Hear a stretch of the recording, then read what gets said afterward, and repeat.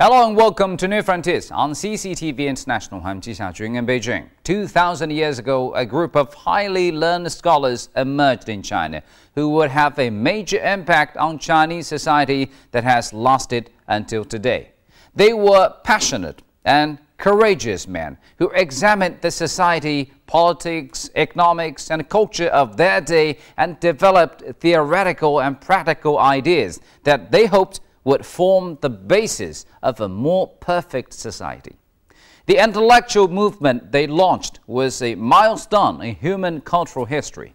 It ushered in a Chinese age of reason, during which intellectual and cultural currents were unleashed that are still running through Chinese society today. So let's continue our exploration of these ancient schools of thought.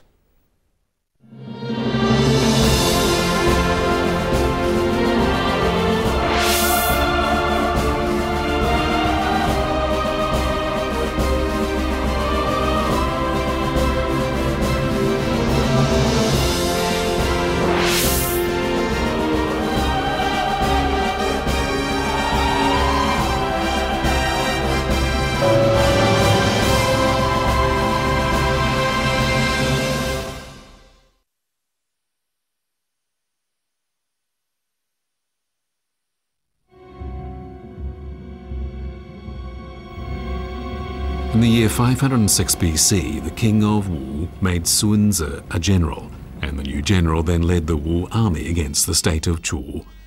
Sunzi won all 5 battles that ensued, earning him a reputation as a military genius. However, a debate about whether Sunzi actually wrote The Art of War continued unabated for 2,000 years.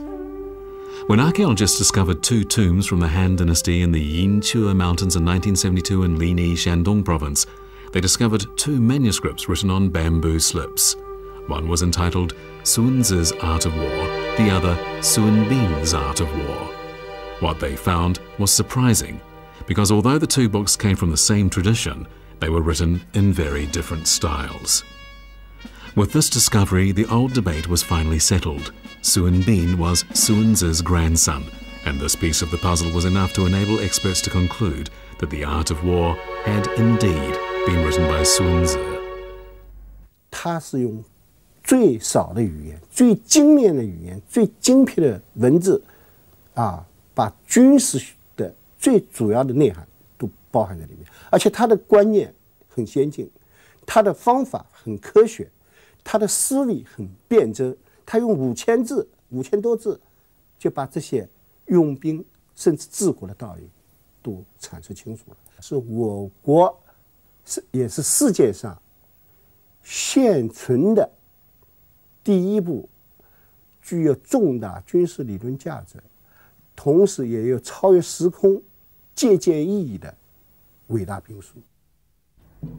There was also another school of thought that focused its attention on relations between states, but from a very different perspective to the one taken by the school of the military.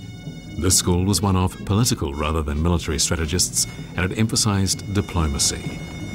It also wished to see the creation of an ideal society through the use of wisdom, a realistic approach to issues at hand, flexible tactics, and eloquent oratory.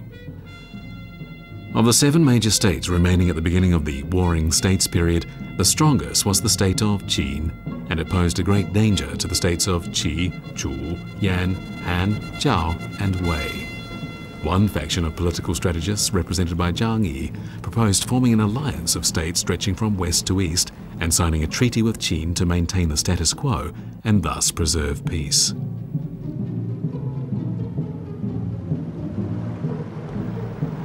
Another faction, represented by Su Qin, proposed a north-to-south alliance of states to raise an army that would be strong enough to resist a Qin invasion, the idea being that if Qin invaded any one of the 6 states, they would all fight Qin together.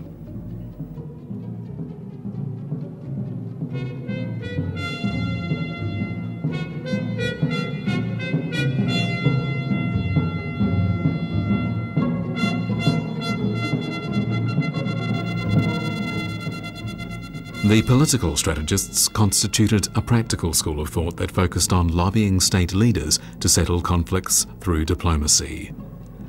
The most outstanding of these political strategists was Su Qin, a man of extraordinary eloquence who was highly skilled at persuading state leaders. Su Qin went first to the state of Qin, but when he was spurned by the king of Qin, he then made his way to the states lying to the east.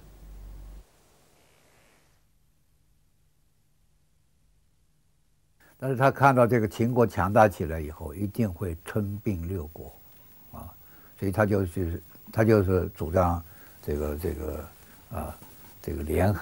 联合起来来抵抗那个秦国的这样一种扩张，所以他到六国去一个国家的去说服他们，那么应该说最初他这个说服还是相当的成功的。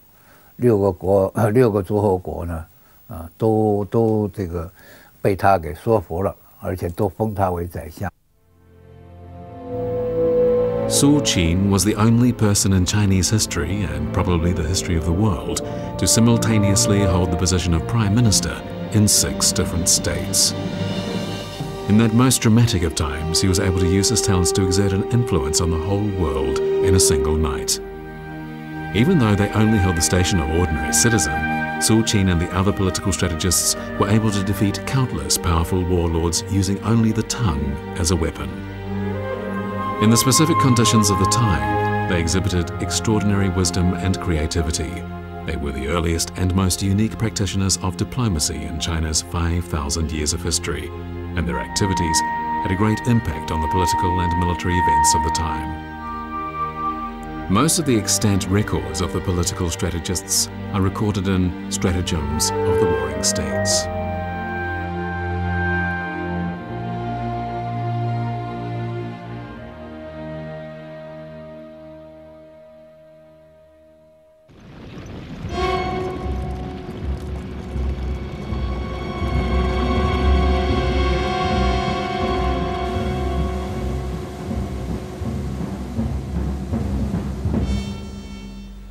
In the end, however, the state of Qin found ways to undermine the strategic alliance entered into by the other states, and Qin conquered all of them.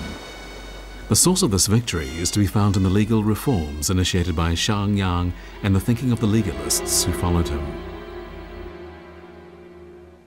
法家是重视法治的，法家想用明确的、具体的、妇孺皆知的这种法律语言、法律和法规来规范社会生活的各个领域。他要求人人都守法，都严格依法办事，用法律的手段来实现富国强兵、统一天下。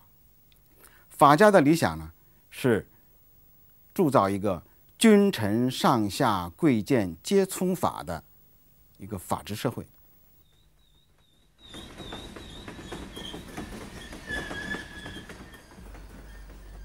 In 1975, at a Qin Tumen Shui Hudi Hubei province, archaeologists made a remarkable discovery. In addition to lacquerware, pottery and bronze articles and various kinds of food, they uncovered a treasure trove of documents written on bamboo slips.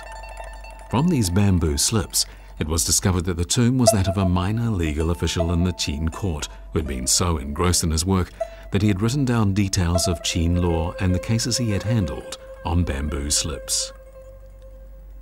Fortunately for historians, after he died, these bamboo slips, which number more than 1,100, were buried with him. These records provide us with an intimate look into the Qin legal system and reveal how the arrival of a man named Xiangyang transformed a small, poor state on the fringes of civilization into a powerful country capable of subduing the rest of China.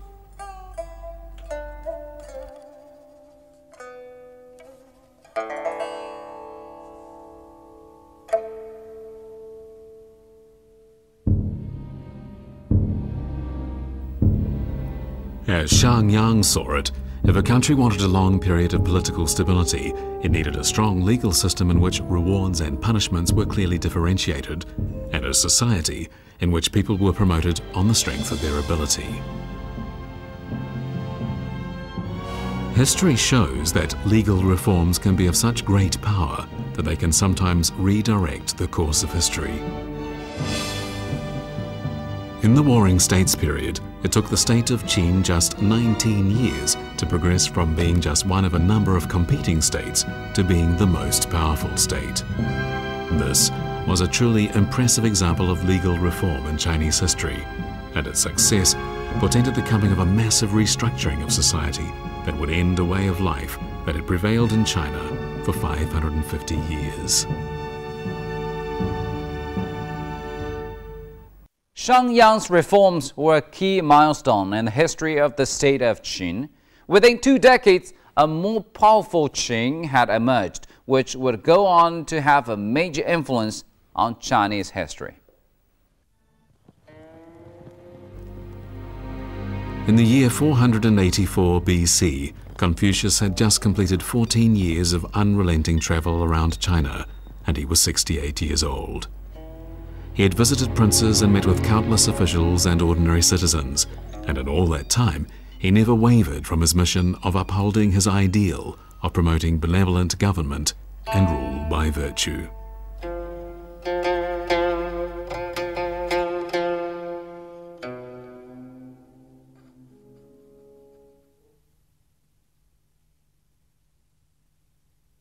He 就回到鲁国来教学生，他希望能教出一批有学问、有道德、有才能的人啊，来实现他的那个理想。他是希望这种样子，是吧？所以我们可以看到，这个今天这个《论语》这部书，主要都是他和他的学生的讨论啊、对话。告诉他的学生什么叫做仁爱哈，什么叫做礼。 Legend has it that Confucius had more than 3,000 disciples, more than 70 of whom had mastered the 6 arts of rites, music, archery, charioteering, calligraphy, and mathematics. Confucius believed that everyone had the right to an education, and he strongly advocated the ideal of educating everyone without regard to social background. And this ideal became a cornerstone of subsequent education systems in China.